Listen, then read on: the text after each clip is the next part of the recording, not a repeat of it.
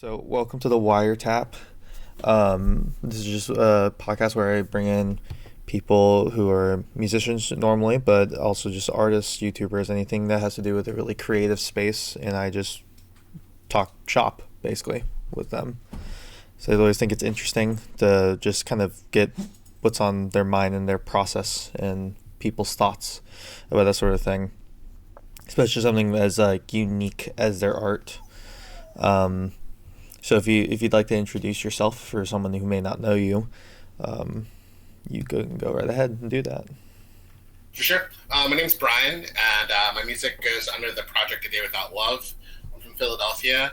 I'm a multi-genre artist who has over 38 releases of music. I've been working on this for 7 years. I've been touring for 5 years and recording for 7 years. I like to sing about various topics around, mental health, wellness, racism, social justice, human connection. My overall goal as a musician is to create a catalog of music to inspire others to, rise from their own bottom and be the best person that they can be and be an advocate for change. In addition to being a musician who performs and records, I also write theme music for various brands. Um, I have a podcast called Dreams Not Memes Podcast, and the goal of that is to interview 1,000 people to tell their story from around the world in various industries across the country. I'm working on a documentary right now with a team of people, and pretty soon I'll also have a book and a documentary out as well. So That's that's insane. pretty much a high level creative summary of me. Yeah, that's insane. That's a lot of shit, man. Thank you. Thank you. Yeah, I'm excited for that though. That's cool. Thank you. Yeah. Um, how do you think? Because I don't know how it is for like the genre that you're doing, but I'm also part of the hardcore scene pretty heavily, and in Philadelphia, the hardcore scene is like huge over there.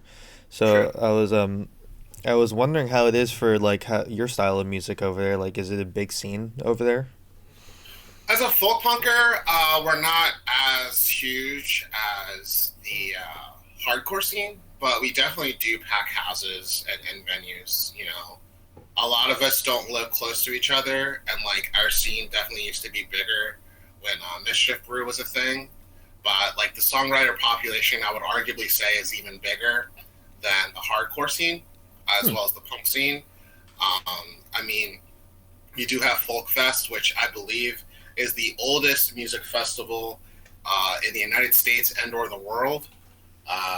So like we have that going on, and given the fact that I intersect a lot of different communities, sometimes like granted people identify me as folk punk, I like feel like I'm folk punk, but I'm also like so much more than that.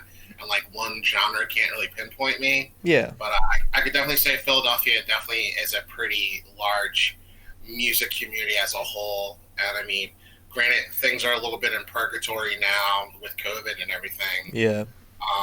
There's still been a lot of support and a lot of help lately. So, That's good. Yeah, I've always just been interested in like, cause I haven't met anyone from Philadelphia that's like outside of a couple people, including yourself. But like, I haven't had the chance to like really ask people, like what it's like over there, aside from like a couple hardcore bands I know. yeah. Um, so I'm interested about the podcast as well. So, So, Dreams Without Memes, is that right? no, it's dreams, not memes. Dreams Not, Not Memes. Thank you. yeah, it's fine. So the goal is to interview 1,000 people from around the world. Yep. That's so sick. I really Yeah. love that. Thank you. Yeah. I mean, so far, actually, let me look up the map. Google Maps. I've interviewed people from all over the U.S., but I want to count the countries. Your places, maps, places I've played.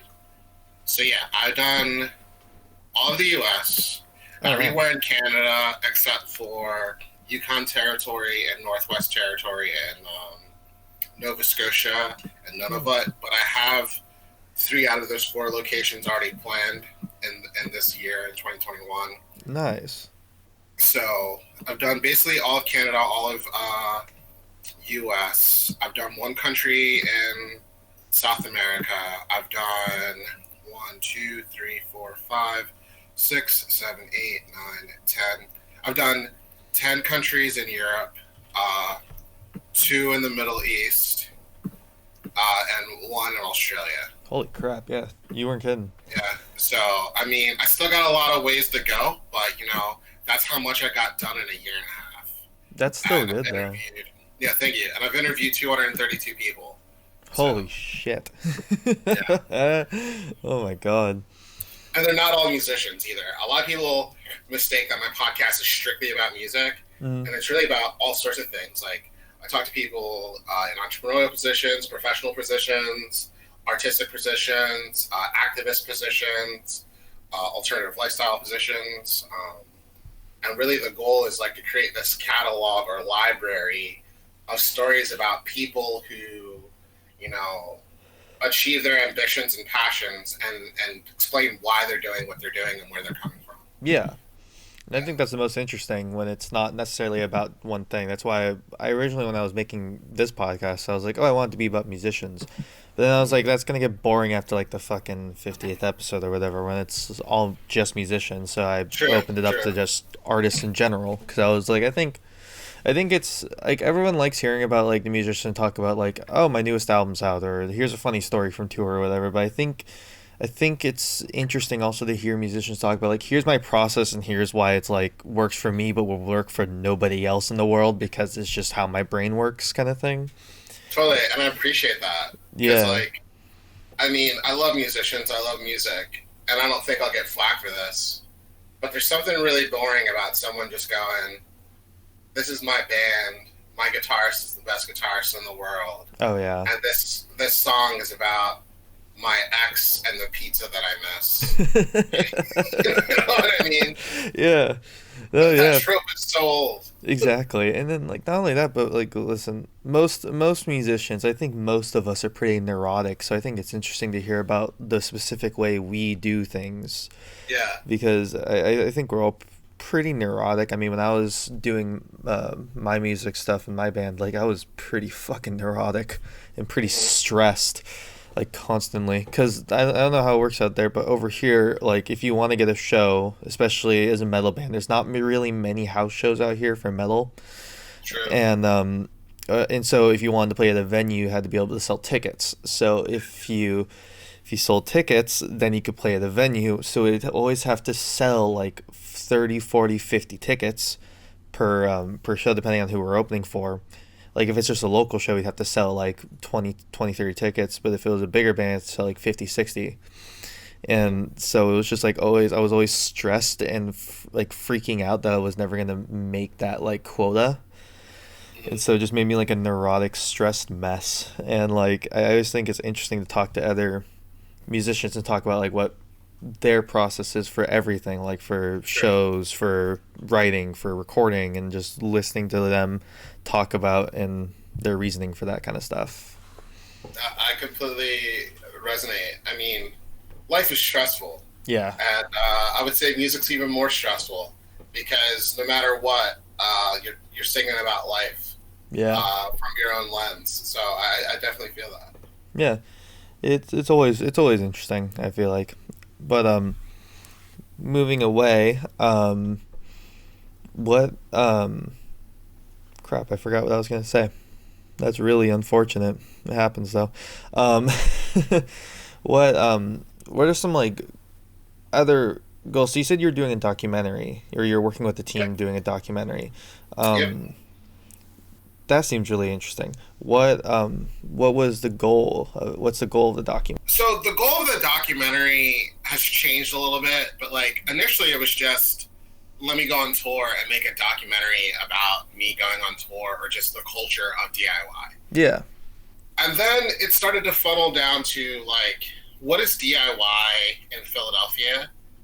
And like Philadelphia has very much an equitable culture. And what I mean by that is like a lot of people are very passionate about treating others fairly.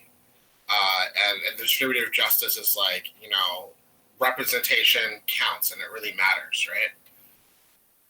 And like we then narrowed it down further to creating this documentary where I went on tour for about 18, 19 days and played in about 17, 18 towns. And we interviewed like musicians, bookers, promoters, et cetera, about their experiences with their community and you know, inclusion and consent and what it means for marginalized people to be a part of, you know, DIY communities, to have a voice. Because like, you know, music and activism come together a lot of times by providing a platform for the voiceless or for those that are marginalized. Exactly, yeah. And things like that. So in the documentary, we're talking about a lot of these topics around how music provides a platform for progressive thought. Yeah. So that's pretty much what it's about. I like that, though. That's awesome. Yeah. That's awesome, especially. So what is it do you find yourself writing the most about with A Day Without Love? So, you know, as a musician, it's changed. Like, if you listen to my old back catalog, it's very self-loathing. It's like, hi, my name's Brian. I'm really sad. I don't know It's a folk why I'm classic. sad. Yeah, you know, like, I'm tired of getting drunk, this, that, and the third. But, like, I'm always writing something different, right? Yeah. So, like, now today as we speak, I'm writing a TikTok exclusive album where each song is 60 seconds long. You know? That's so interesting. And the songs are pretty much about what's going on in my mind, combined with like requests of what people have said. So like this couple who, you know, has been living on a van asked me to write a song about them. A little did they know I'm going to write the song either tomorrow or the day after. I know this is going to be different based on the release schedule and dates of everything, but like that's what the song's about. Oh, nice. Or another person requested for me to sing about like adversity, and you know, if those songs do well, and by well I mean like all the songs get anywhere between 500 to 1,000 views on TikTok, then you know I'll pursue actually recording and producing the thing and just do a self-release sometime next year, 2021. That's so interesting, though. I've never thought about doing like a TikTok exclusive album, but I guess Oh, that makes totally. sense. That makes sense, though. Yeah, I mean, honestly, and this might sound ambitious, I feel like every musician needs to think about what's the different way that you're going to create and, you know, share your content. And by that, I mean, it doesn't have to all be on Bandcamp. It doesn't all have to be on Spotify. Because the reality is different people follow you on all of those platforms. Yeah. And, like, you know, as a listener as well as a player, I got tired of seeing all these musicians doing everything but play music. Mhm. So I was like, you know what? I'm just going to play music on TikTok. And that's what inspired that idea. I was like, no one said you can't write a song in 60 seconds. You know? Oh, yeah. So I decided to do that. But what I'm properly recording, and by proper I mean studio recording, mixing, mastering, all that stuff, is I'm working with a producer by the name of Kitsy in Philadelphia, and the two of us and my friend Brandon and a few other people are working together to work on this album called A Person That You've Met Before.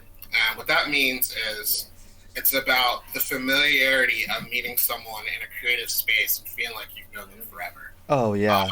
Think of it kind of like a creator's deja vu, or feeling like you're at home but you've never been here before. Yeah. So, being that I'm a multi-genre artist, I decided to create this album where the songs feel like a playlist, and on top of feeling like a playlist, they all talk about, you know, the relational side of wanting to play a show, being at a show, and being on tour.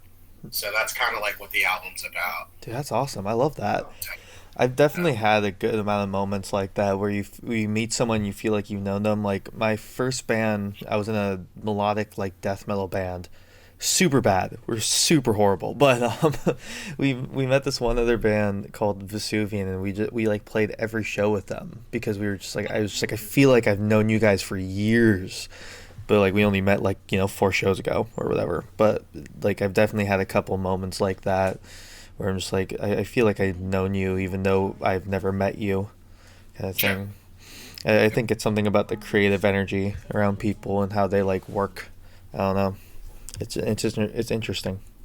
Yeah, I mean, we're all going through those same Taco Bells, and those same Taco Bells are going through us, you Oh know? yeah, going So, through us really quick and then be like, pull over yeah, the van, please God. yeah, yeah. Please God, I don't Shared want to ruin struggle. this. Yeah, exactly. Oh God, man. Like, okay, what is probably your favorite like tour food? So believe it or not, it's well, so it's hard to answer because like I can answer something as like general as like I like poke bowls, but every Yeah, poke bowl is different. Or like I really like ramen. It's definitely one of my top 10 favorite foods. yeah, But ramen's different everywhere. But like what I really like doing is going to a town or a city and finding out what's unique to that place and yeah. trying that out from there.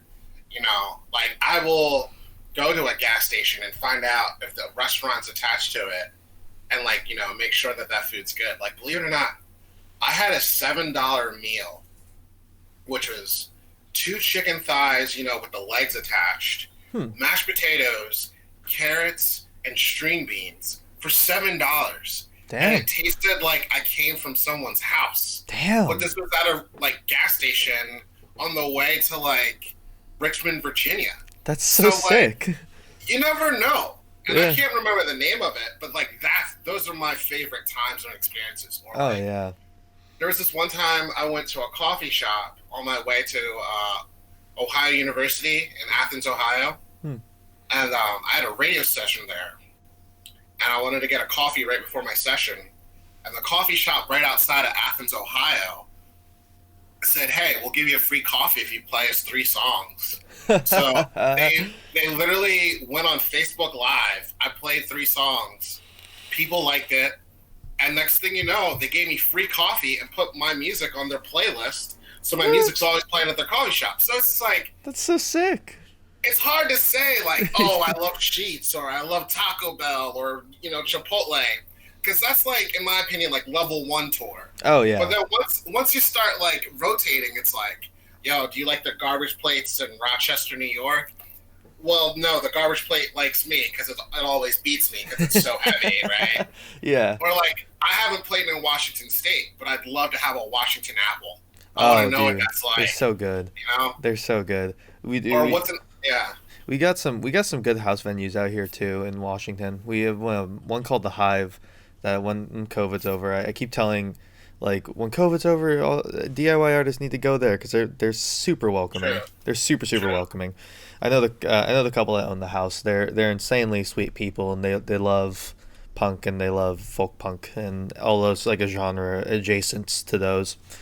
Hmm. Um, but dude, the Washington apples out here are great.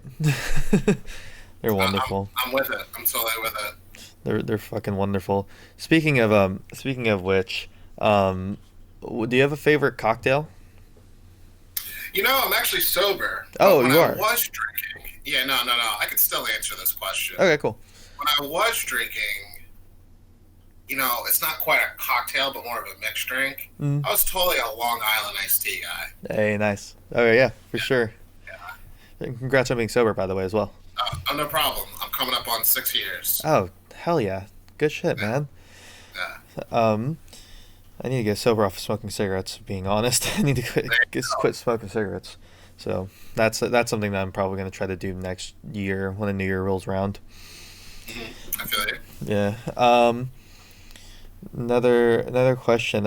If you feel like there was another state's like crowd that like really received you like a hometown, what would it be? Ooh.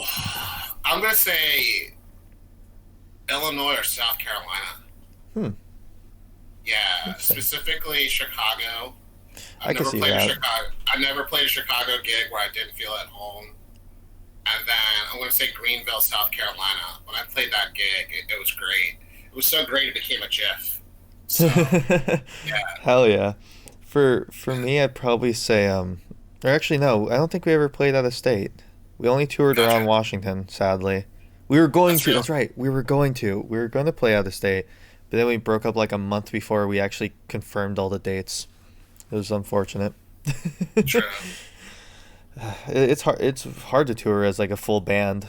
It's really hard to tour Oh, as it a full totally band. is. I mean, I've done it before. Granted, I'm solo, but it's just like everybody wants something or has a different expectation of what tour is going to be. Yeah. Like, there's always one person that never brought enough money and then is going to ask everybody to spot them. There's Yeah. always the person that's like, wait, we have to sleep at a couch? I don't know how to sleep at a couch. And usually that's the person that like was never good at sleepovers as a kid. Oh yeah. Like that was the person that was like, I'm gonna have a sleepover, it's gonna be so much fun. And then you sleep, whether it's a hotel or you know, a house or whatever, or a hostel, and they're like calling their mom or their ex or someone going like, I can't believe I did this. Like this is crazy. Then there's the person that like has an existential crisis. Oh That's yeah. low key like, you know, did something really illegal, and you know they're on the road because they're on the run. Like it's crazy. Oh, and yeah. I know it sounds terrible. I'm not judging. It's just That's how it different types of is. people you meet on tour. Yeah. Oh yeah, that's how it is. Yeah. I had a friend, and they went on tour for the first time in Canada as a hardcore band. And like halfway into Canada, when they were like halfway across the continent, but in Canada, they just said, "Fuck this! I hate touring," and just like left the band and fucking flew back to Washington. And I was like, "Oof, that's super rough. That's unfortunate." Yeah. But it's like that sometimes, especially if you're, because like the idea of touring is one thing, but actually touring, I feel like is another thing. It's Yep. completely different. Because the thing is, like, I would say the number one thing that people never think about with tour is you're gonna poop in places you never thought you'd ever poop in. And I know it sounds crazy, but it's so true. Yeah. I remember I played at this punk fest in New York City. I can't think of the name of the festival right now. I played multiple festivals in New York City. I remember I was one of the first people in the porta potty. My set was at like 1:30 or 2 in the afternoon, and I was pooping at 11:30, right? So like Yeah. the first band of every stage played, like Yeah. barely anyone's there. I'm pooping, and somehow someone figured out how to open the porta potty, and it turned out that it was one of those show book administrators where they had the keys to the porta potties, Oh. and I'm just sitting there butt out Uh. on the toilet, Oh and no. I'm like, and I was just all like, punks up, drums down. Like, that was the first thing I said. You know what I mean? Because it's just like, jeez. What else are I you put my gonna say? merch out, my guitar's down, like, you know, everything's smooth. And now everyone sees me. Like, butt out and everything. Oh And then man. the person, like, started laughing and closed the door. I finished my poop. I get out. And then I get this big hug, and they're like, I'm so sorry. You must feel embarrassed. I was like, at this point, we're all a family. Like, you know, Yeah. I was just like, because, like, what can I do? Like, Yeah. You know, Yeah, exactly. like, meet me at the merch table, buy a shirt. Like, I don't know. Make it up to me that way. Yeah. Oh So, man. and it's stuff like that that happens at tour that, like, you never recognize. Because, like, people say in relationships, like, you don't know someone until you live with them. Yeah. I'd argue, musician or not, you don't know someone until you share the road with them. Oh yeah, 100%. Yeah. 100%. I went to Ocean Shores, which is like probably 2.5 hours away from Seattle.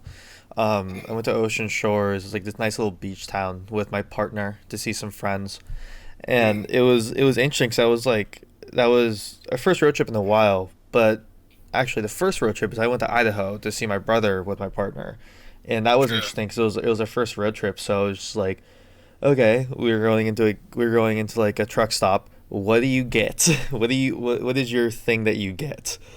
And Like, when I'm at a truck stop, yeah, you know, it depends on what part of the U.S. Like, That's something true, I've that's true. learned, I used to really fall in love with those orange slices you get at a gas station. oh yeah, And, like, the thing is, I noticed the 7-Elevens around me in Philly no longer sell them.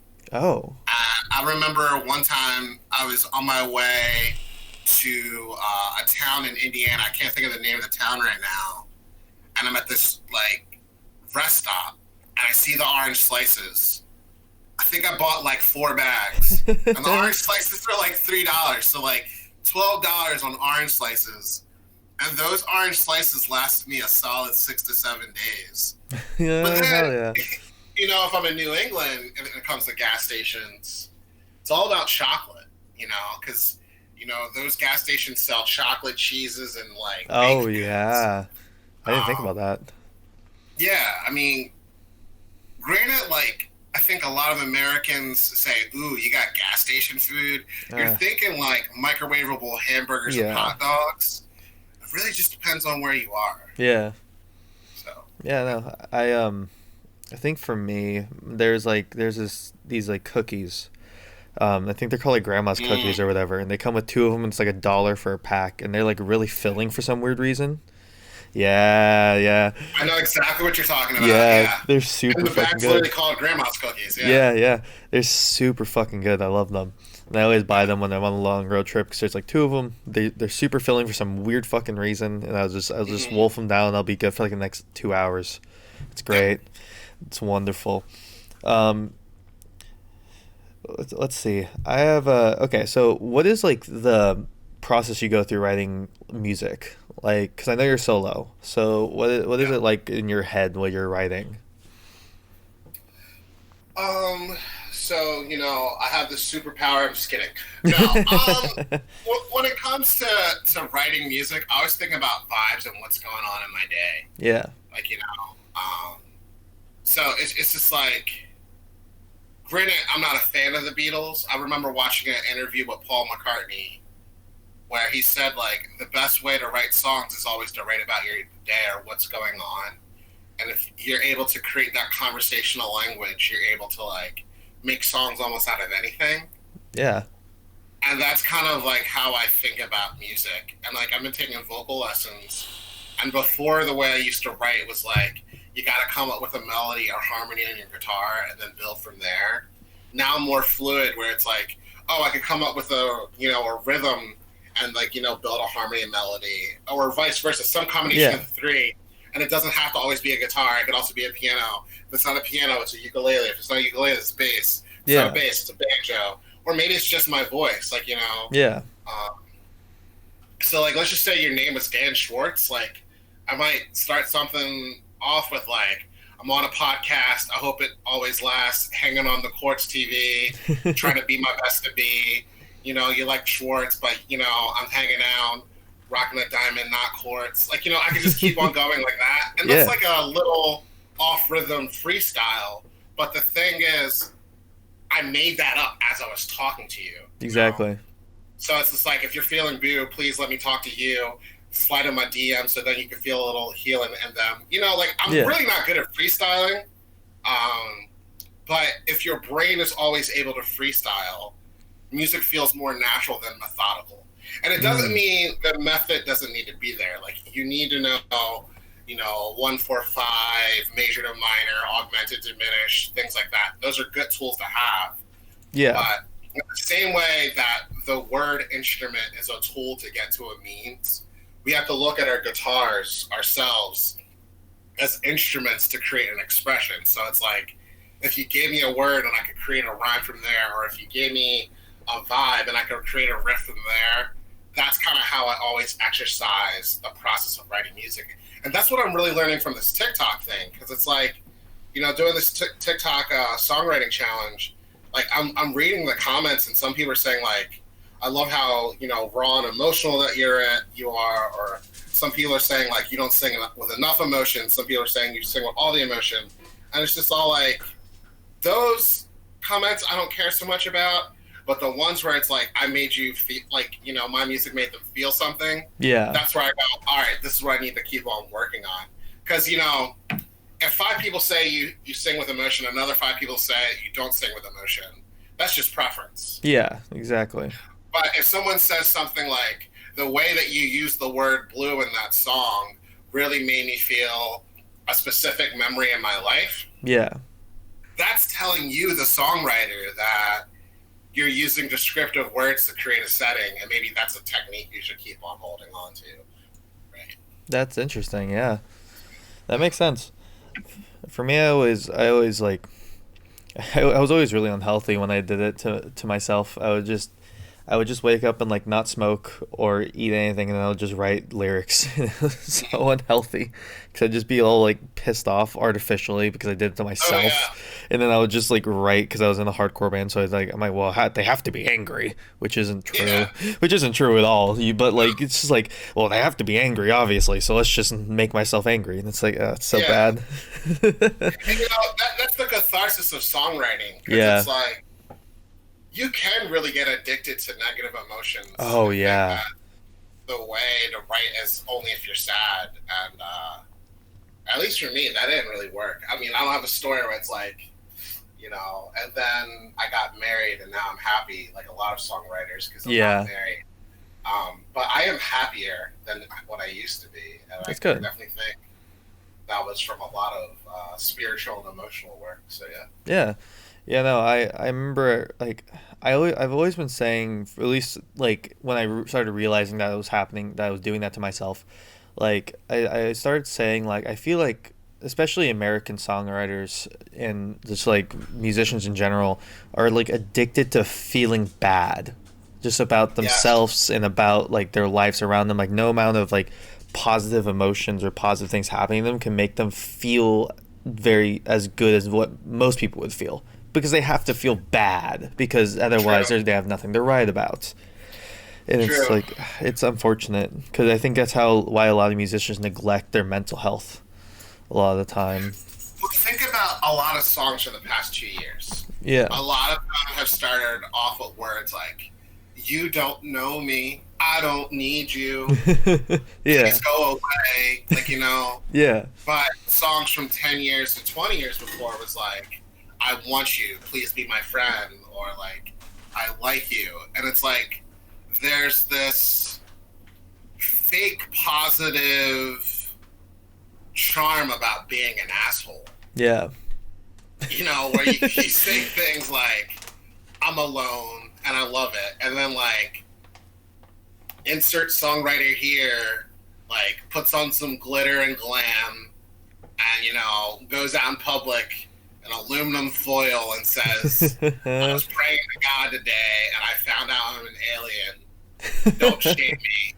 And then next thing you know, like, people like cling on to that. Oh And yeah. then you got all these tweets where it's like, "Don't shame aliens." Yeah. And it's like, it's not productive. It's No. freaking weird. Yeah, I agree. Like that's always the thing. It's like that, and like I feel like a lot of artists are addicted to feeling like they're the starving artist or the underdog of some kind, and it's Yeah. just it's really it's like rough because it's like how do you grapple with that but still be like authentic, and it's so much to kind of do, especially in like a DIY space like folk punk. It's like you almost have to True. need to be authentic.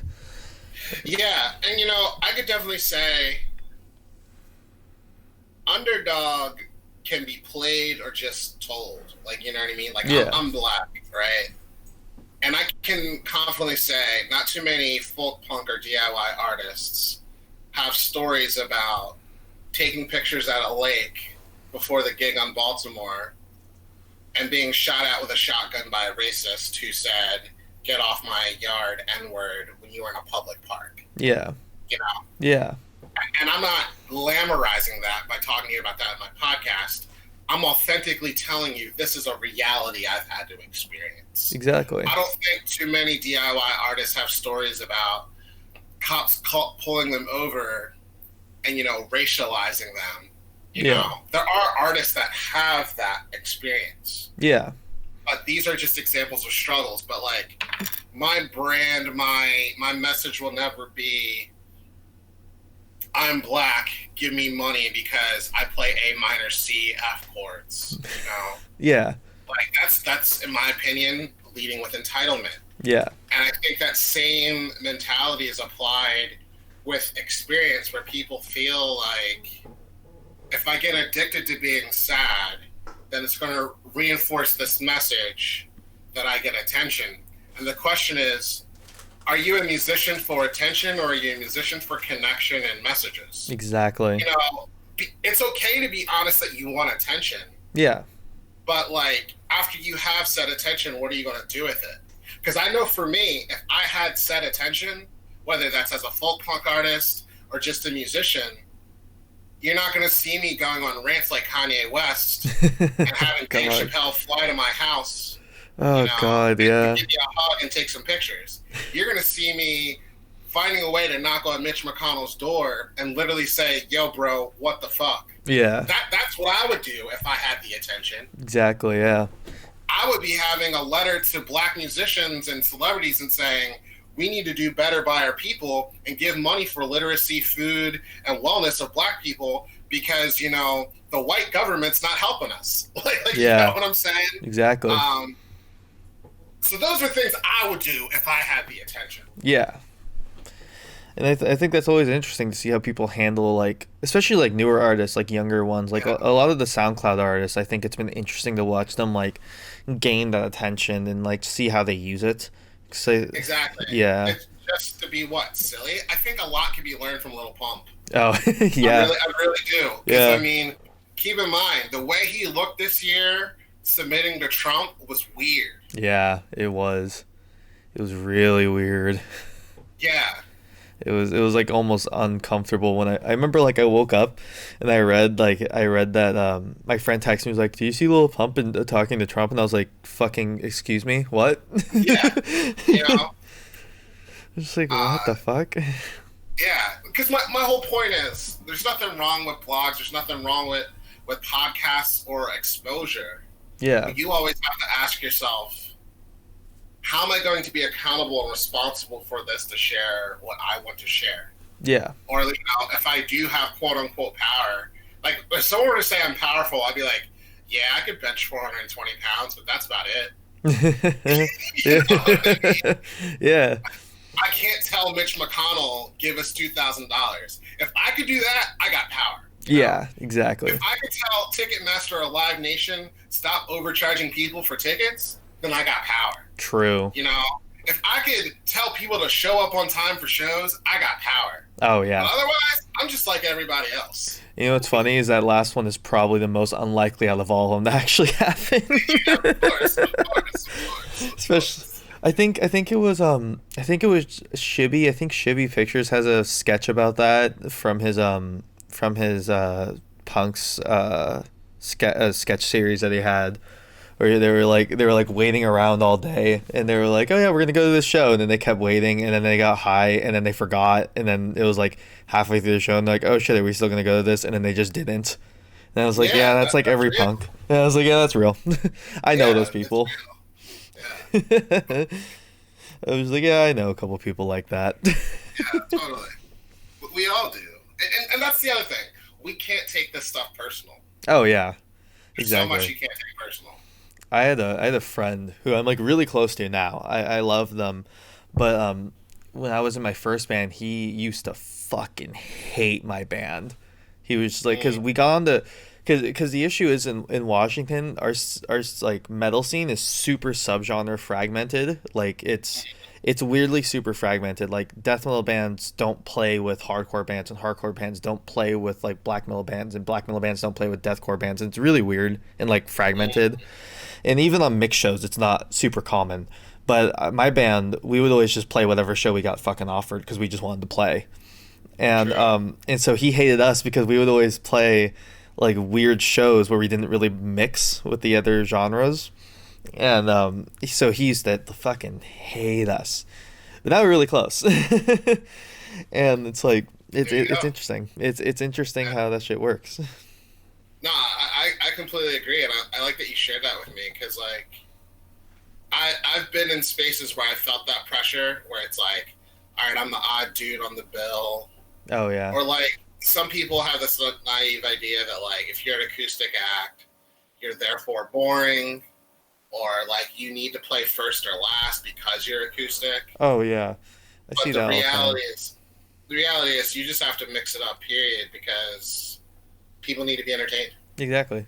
Yeah. Yeah. It's like, man, yeah, no, it's like it's so interesting because I remember like I played one show.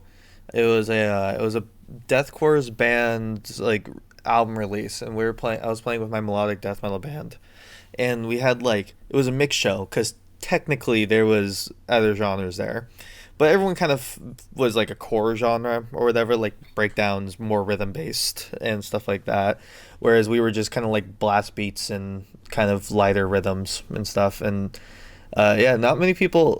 We played first, and I watched. It was like the venue was like sold out because the band that we were that was out releasing the EP was like really big for a local scene. And like two songs in, I like looked out. I was like, "Oh, how's the crowd doing?" And I looked, and like half the venue had just like walked outside, and I was like, "Oh fuck!" It just feels bad, man.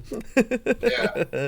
But I don't take it personally because I'm just like, that's we're just not what they're looking for, and that's fine. And that, And that's always weird too, because like I've also played house shows where the people are paying for the show, but they're not there for the show. Does that oh make yeah, sense? yeah, no, for sure, for Yeah. sure. It it's like, man, dog. Sorry, So, Feely. All right. Anyways, like, yeah, no, it's always really interesting to like see how people like how much people like go to this show. Like I know people who like pay 10, 15 bucks to go to a show, stay for two bands and then leave. And it's like that's interesting. And it's not that because was they have it. work. It's not because they have work or anything like that. It's just because they don't feel like sticking around. And it's like I get it, but it's like it's interesting. And it's a weird tension. Yeah. Um, and I could definitely say like hard and fast rules. If you're a touring act, you should definitely try to play as early as possible, Hmm. or at least in the middle line where people will actually be there, Yeah. and negotiate that with bookers, because bookers will think they're doing you a favor when they're actually screwing you over. Yeah. Absolutely. And I don't think that's ever intentional. No, But they just like, don't know. I feel like you they know, just don't know.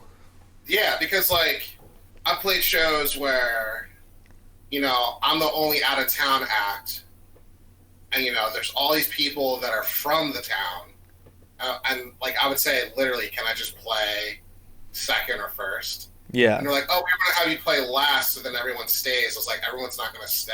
And Yeah. then at the end of the show, after like all the money's counted and everything happens, they'll be like, wow, you were right, everyone didn't stay. And I was like, yeah, I know. Gee, shocking. You know what I mean? Because like I've been doing this long enough, and Yeah. like I find the other thing that's like kind of crazy is the bands that book a show and have this like reason not to be there. Oh Like, God, right? There's always that Oh, guitarist that's God. like, I got work in the morning, and it's Uh. like a Friday or a Saturday, and I was like, I got some serious questions for you, bud. Yeah. Why did you join a band with this schedule? Yeah, exactly. More so, would you do this for any other priority? Oh yeah. And also, you'll find out like the time that they have work is like 2 o'clock in the afternoon. Oh yeah, of course. It's not in the morning. It's never like you have to wake up at 5 in the morning. No, never. So it's just like people create these excuses in their head, and it's just like, why can't you just be honest and say you don't want to be there? It's especially tensionous when it's another band on the bill. Like I always Yeah. felt bad because my guitarist actually was one of those people who had work in the morning, but he genuinely had to get up at like 4 in the morning because he worked as a plumber. So, but he always had to dip. So I'd always make sure like, okay, everybody else is fucking staying and we are watching because Yeah, our guitarist is gone and I don't want to be those guys. but that's how you make connections. That's how you Exactly. sell merch. That's how people find out about you later and things like that. Exactly. Versus being here today and gone after your last riff. Because when you do that, you're literally doing a disservice to yourself. Exactly. Exactly. I remember a time that I had a band, and I think this is another amateur move. Unless, of course, the booker says you need to do this, or the curator says you need to do this. Don't move your gear as soon as you're done playing, unless that's outlined. Yeah. Because the 9 times out of 10, once you're done playing, people want to talk to you or buy from you. Yeah. And if you're so antisocial that you need to move your snare before moving to the merch table, you're cutting yourself off. Exactly. Because I'm pretty sure I've watched so many bands lose hundreds of thousands of dollars because they didn't do that. Exactly. Because it's not like everybody has like, a friend or a partner to be their merch person at the gig. That's just not Yeah. realistic. Everyone doesn't have that. Yeah. So you need to talk to people, because like some of those people watching you book other shows. Some of those Yeah. people watching you want to give you 20, 40, 50, $100 on top of your gig. And if you're so focused on, let me self-hate myself because I wasn't a good musician, Oh God, or right?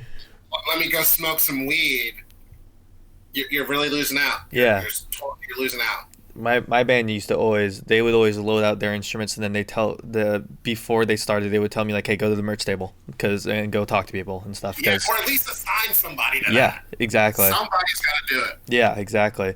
And I would always go, and I think it really helped our band. I mean, we went from like we I think with my last band, which was like 2 years ago. I haven't played music in so long. It's so unfortunate. I've been writing That's though. all of us. Yeah, yeah, right. Yeah. And we played, I think, like in total with that band like 7 shows. We didn't play many shows, but we went from playing like local shows and like 3 shows opening for like a really big band, which is called Dying Fetus. It's a really big death metal band. I've heard of them. Oh Yep, yeah, I've yeah. definitely heard of them. They're great, Yeah.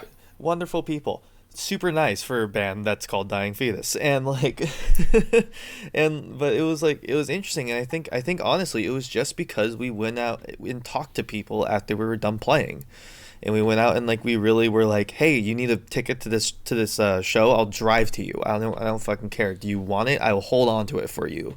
You know, True. like we were very like active in trying to help people get out to shows if they want to.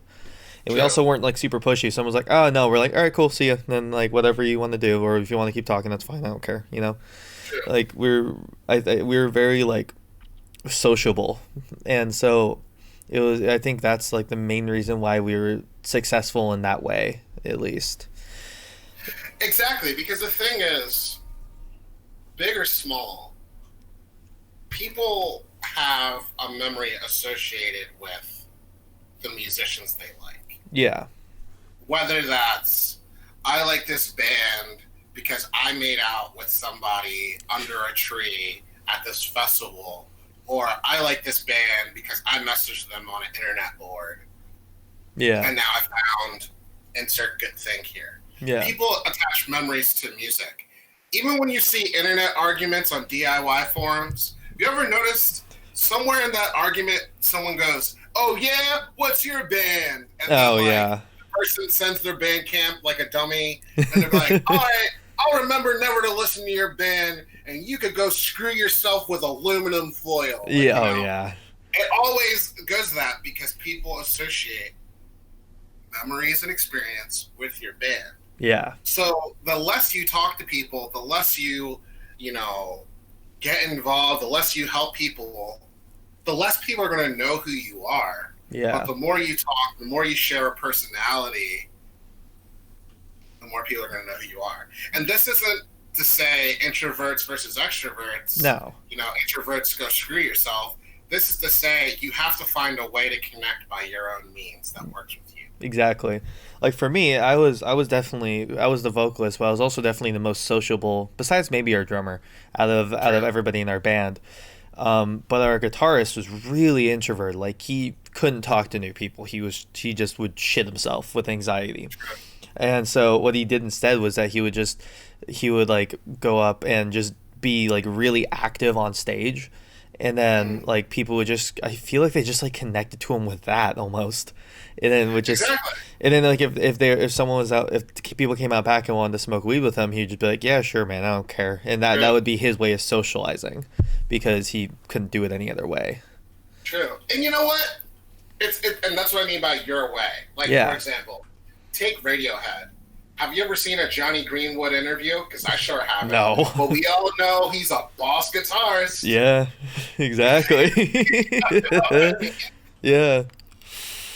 I I'm mean, pretty sure there's videos where he covers his mouth when he talks to Tom York. oh yeah, I'm You sure. know what I mean?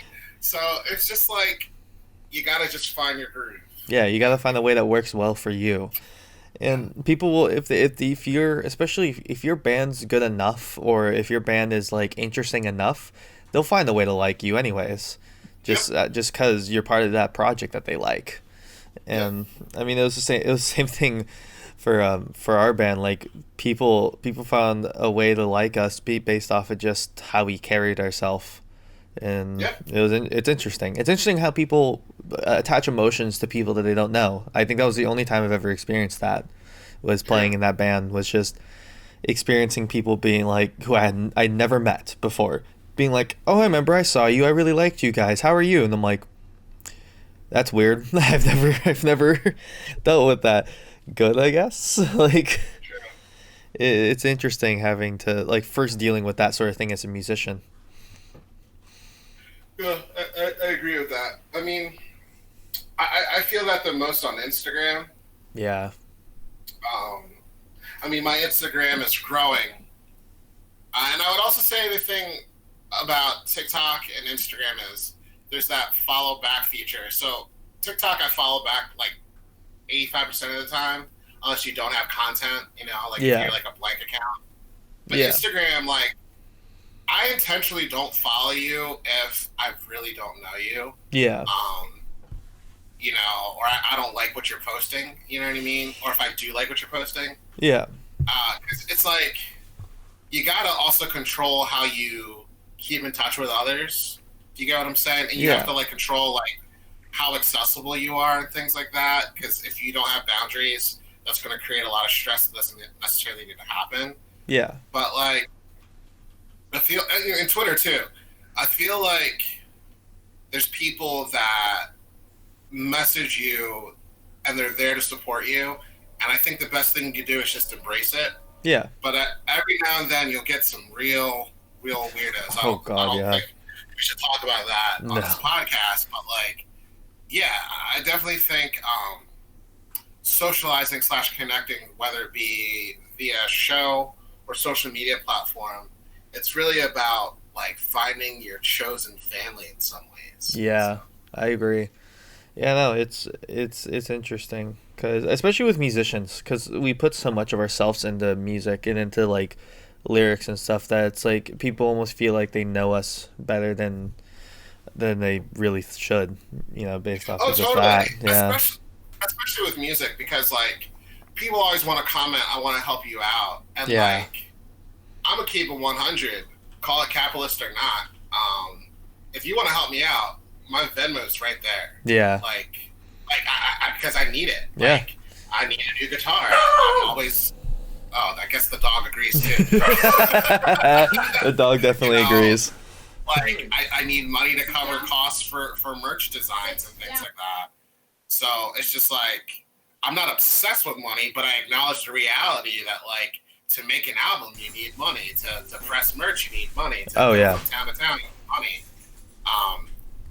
You sharing my music helps a lot because you're spreading the word, because that costs nothing. You liking my page helps a lot because that costs nothing. Yeah. But once you say the words, I want to help you out, then either book me a show or pay me some money. Because Yeah. like our work is valued. Exactly. It's like I was listening to an interview with Henry Rollins, because I grew up on '80s hardcore punk, and Oh, totally. I met him actually. He's cool. yeah. Oh, nice. I've never been able to meet him, but I like his stuff a lot, and I like his spoken word stuff a lot too. Um, and he was saying like when we were in a band, when I was in Black Flag, people were always like, oh, how can I help? And it's like, well, merch table's over there. Buy 2 shirts because I want to eat tonight. Yeah. It's like that's how it is for a lot of touring bands, man. There's just like, Yeah. do I choose to eat or do I choose to get to the next place? Well, Yeah. Because that's reality. And, that I don't think a lot of people want to fully acknowledge, because No, it's yeah. like entertainment is fun, but I think in America we've forgotten the fact that there's a cost associated with entertainment. Oh yeah, And in some ways, the internet's kind of dehumanized the fact that like these people with 2,000, 4,000, even hundreds of thousands of likes are still humans with needs and healthcare, and yeah, need to go to a therapist and things like that. And Oh, it's just yeah. like sometimes for these artists, when you see they have 100,000 likes or 100,000 streams a month, for small artists, it's easy to be envious of them, but you got to think to yourself, one, they worked for that, and two, those streams per month are probably equating to like their healthcare bills or their Yeah. rent and things like that. Especially with So Spotify and stuff and how much they pay artists, or really how little they pay artists. It's yeah, yeah, it's like oh cool. Oh dog, hi. It's like oh wow, they get their car bill paid. Great. yeah, That's their yeah, stream money. yeah, That's what it was for me, for us, when my band got our Spotify money paid out to us. I was like, cool, we get to go to a nice buffet. yeah, exactly, It's like exactly. rad man. It Yeah, was, that was my experience with Spotify. It was just like, cool, we get to go get dinner tonight. Rad, and yeah, tonight only because exactly, that's how much it's gonna last. exactly. It's interesting because I think that's a lot of people. Well, now it's becoming, I feel like, a little bit more known, but a lot of people don't know. I feel like how much or how that works at all, like how much they get paid or how like frequently they get paid or anything like that. I think a lot of people don't know about that kind of stuff. Sure, they don't because I think people think, oh, I'm helping just by listening, and I think Spotify did an all right job with the donation button. Yeah, But even if you look at the UX design of that, it's not as obvious. You know no, what it's I'm not. saying? No. Um, but I really blame it on I can't think of her name right now, but she had a whole interview on TED Talk about why asking is the best way to win. Mm-hmm. It was about the freemium model, and it's just like when music decided that everything needs to be free or streaming should be free and things like that.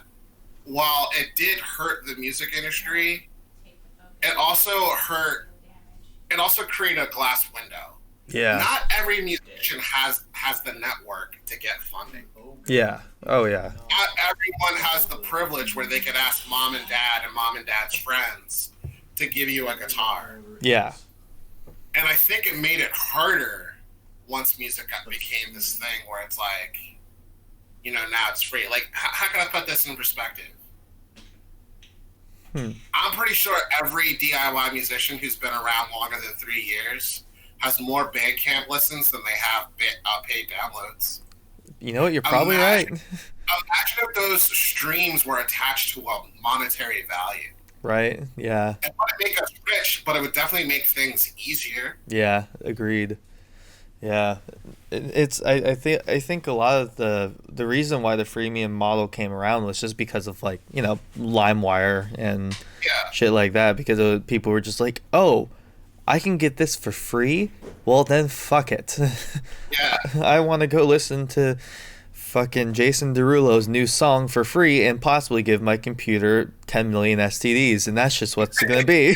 yeah, yeah, And that's just what it's gonna be. And like, I think it's interesting how people just wanted that, and so Spotify came too, and it's at least better than just getting completely ripped, but not by a whole yeah, lot. yeah. There's 'Cause, still like, issues with it. yeah, I still can't think of her name, but she has like this whole TED talk where it's like, the reason why I'm successful is because I was able to ask. And she had like this really famous like Kickstarter where she got like $15,000 in minutes. But Huh. people don't want to acknowledge that the reason why people's Kickstarters are big is not because of the meeting. It's not because of what they want. No. It's because of their network. Because Exactly. people know who you are. Exactly. If I really asked the internet for $5, I could get $5 because people know me. Yeah.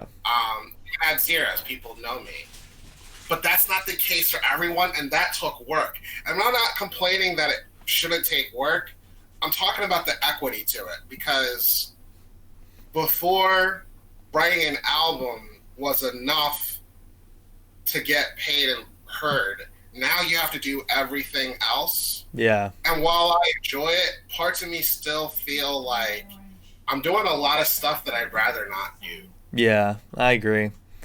Oh, it's like, it's interesting how much stuff you have to do as a musician. Just because people Yeah. just think, oh, just write the new album, man. It's like, nah, dude, I got like 20 other things I gotta fucking do because Yeah. I'm writing the new album. Like, all it's bringing me is more Yeah. issues. Yeah. And from a day job perspective, I think like non-music industries should really pay attention to the job skills of a musician today. Oh, yeah. Oh, It's yeah. like our project management game is better than a project manager Oh yeah. because executing music is literally event coordination, supply chain and logistics, project management, web design. You already Yeah. get my point. Oh yeah.